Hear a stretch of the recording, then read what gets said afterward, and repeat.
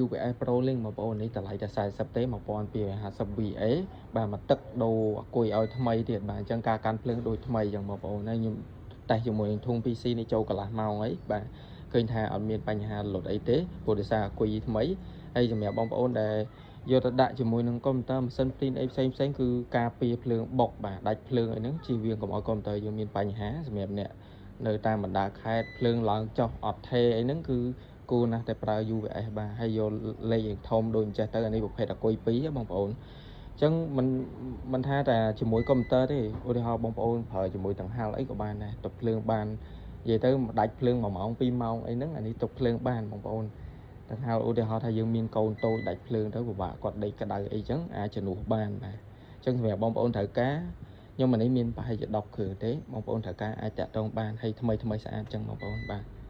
ហើយអាគុយរបស់វាធានា1ឆ្នាំទៀតព្រោះខ្ញុំដូរថ្មីអញ្ចឹងអាគុយគេធានាឲ្យ1ឆ្នាំទៀត